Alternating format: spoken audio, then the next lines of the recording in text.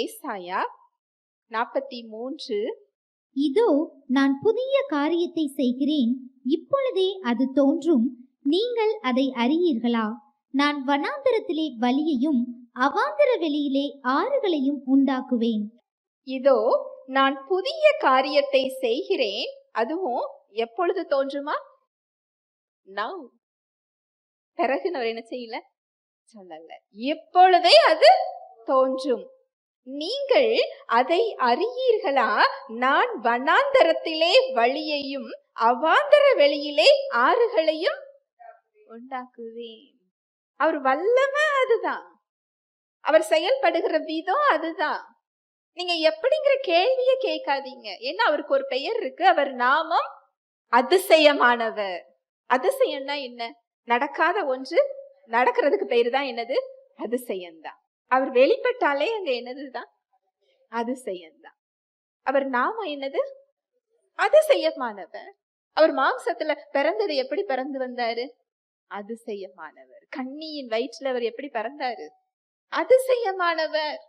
எப்படி 3ஆவது நாள் உயிர் தெழுந்தார்? அதிசயமானவர்.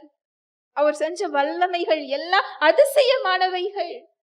அப்புறம் நம்ம வாழ்க்கையில மட்டும் இது எப்படி நடக்கும்? இது எப்படி இவர் சொல்லி இருக்கிறாரே, அது எப்படி நடக்கும்? நம்மளுடைய வாய் ஒரு முறை சொல்லுது, நான் அவரை நம்புறேன், அவருக்கு வல்லமை இருக்கு, அவர் சர்வ வல்லவர். இது எப்படி ஆகும்? ரெண்டும் நம்ம என்ன செய்யறோம்? பேசுறோம். இரு மனம் உள்ளவன் அவரிடத்திலிருந்து எதையாவது பெறலாம் என்று எண்ணாதிருப்பானாக. இதுக்கு பேரு விசுவாசம் இல்ல. நம்புறோம். அங்க மரியாள் என்ன சொன்னாங்க? நான் புருஷனை அறியேனே. இது ஓ பலத்துல இல்லம்மா, பரிசுத்த ஆவியானவர் உண்மை நிழலிடுவார். இதோ நான் ஆண்டவருடைய அடிமை, அவருடைய சித்தத்தின்படி ஆக கடவுது. அதனால அங்க அதிசயம் என்ன செஞ்சது? வெளிப்பட்டுச்சு. நம்ம ஒவ்வொருவர் சூழ்நிலையையும் இததான் நாம சொல்லணும். நான் புதிய வழியை உண்டு பண்ணுவேன்னு சொல்றாரா, அங்க இது எப்படி ஆகும்னு கேட்க கூடாது. இதோ உம்முடைய சித்தத்தின்படி ஆக கடவுது. ஆமேன், அப்படியே ஆகட்டும். ஏன்னா நான் உங்களுடைய பிள்ளை. இந்த இடத்துக்கு நீங்க வரும்போது அதிசயம் என்ன செஞ்சிடும்? நடக்கும். ஒவ்வொரு விசுவாசிகள் வாழ்க்கையிலையும் அதிசயத்தை வெளிப்படுத்துறதுக்கு அவர் காத்து கொண்டிருக்கிறார்.